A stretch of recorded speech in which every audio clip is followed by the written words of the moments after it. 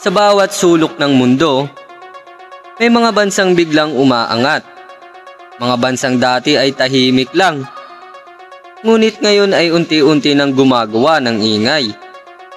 At sa gitna ng karagatan ng Asya, may isang bansang matagal nang binabaliwala, ngunit ngayon ay pinagmamasdan ng mga makapangyarihan.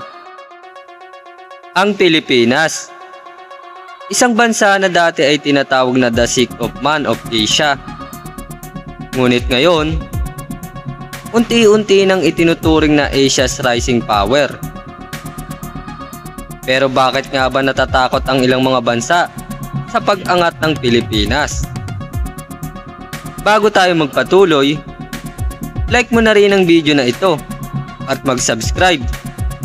Malaking tulong yan sa aming mga content creator. Sa loob ng maraming dekada, kilala ang Pilipinas sa pagiging rich in culture at biodiversity hotspot. Ngunit sa ekonomiya at military, medyo mabagal ang pag-unlad. Ngunit sa nakalipas na ilang taon, may mga senyales na unti-unting nagbabago ang laro. Una, ekonomiya. Ang Pilipinas ay may mabilis na paglago ng GDP. Patuloy ang pagdami ng middle class na lumilikha ng mas malaking domestic market. Ang strategic location ng bansa sa gitna ng Asya at access sa mga pangunahing shipping lanes ay nagbibigay ng advantage sa kalakalan. Pangalawa, demografiya. May mahigit 110 milyon na populasyon. Karamihan ay kabataan.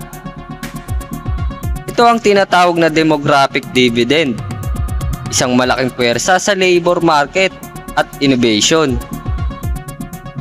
Pangatlo, military modernization. Matagal na tayong napag-iiwanan sa depensa. Pero sa nakaraang dekada, may mga hakbang na para mapalakas ang armed forces. Mula sa pagbili ng modernong equipment hanggang sa pakikipagsanib puwersa sa ibang bansa, sa training at technology. Pang-apat, teknolohiya at infrastructure.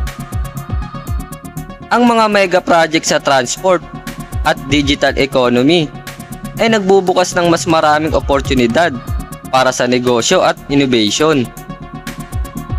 Ngunit hindi lang ito puro positibo.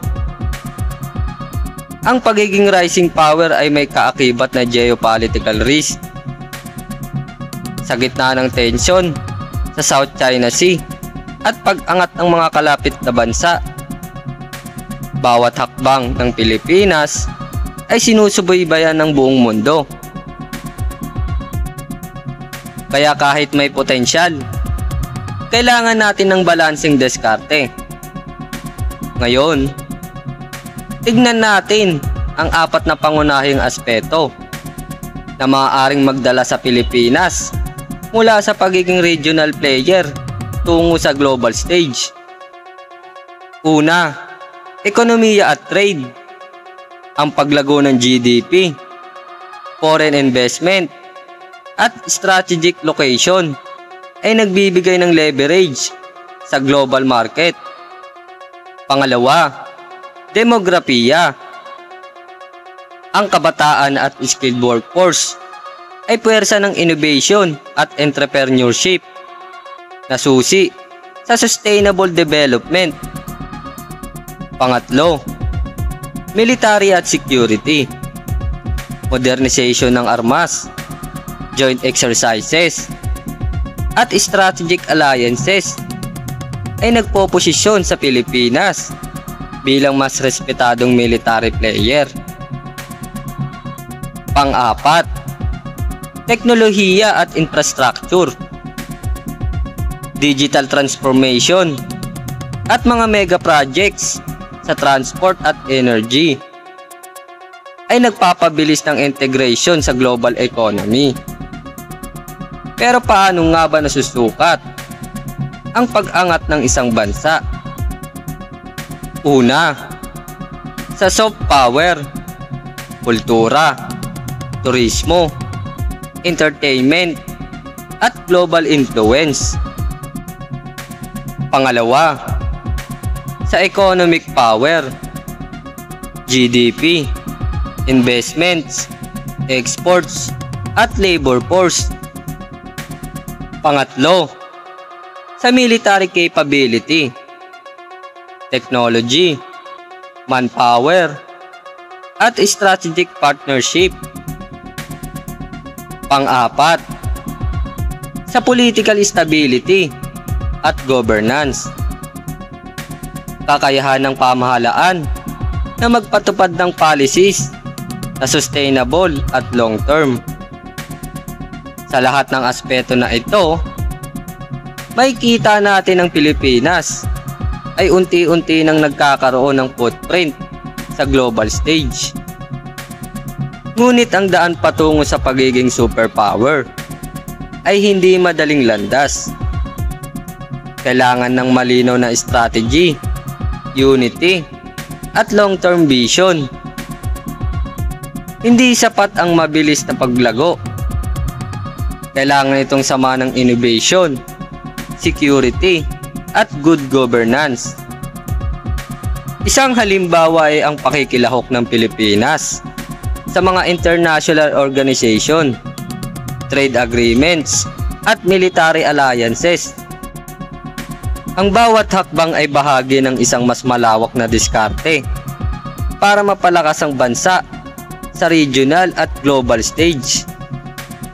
At sa gitna ng lahat ng ito, ang pinakamahalaga ay ang suporta ng mamamayan. Ang kabataan, entrepreneurs, at skilled workforce ang magiging backbone ng Asia's rising power. Sa hinaharap, ang Pilipinas ay pwede nang maging isang modelo ng sustainable growth, innovation, at resilience sa Asia. Ngunit tulad ng lahat ng rising powers, kailangan ng balansing diskarte sa ekonomiya, depensa, at diplomasya. Kaya ang tanong, handa na ba ang Pilipinas na yakapin ang kanyang papel sa global stage? Sa kabila ng mga hamon, may potensyal ang bansa na maging isang respetadong player sa Asia at sa buong mundo. Ang susi, long-term vision, innovation, unity, at strategic planning. Ang bawat Pilipino ay may papel sa paghubog ng kinabukasan ng bansa. Sa huli, ang pagiging Asia's rising power ay hindi lamang tungkol sa ekonomiya o military. Ito rin ay tungkol sa kultura, creativity, at resilience ng bawat mamamayan.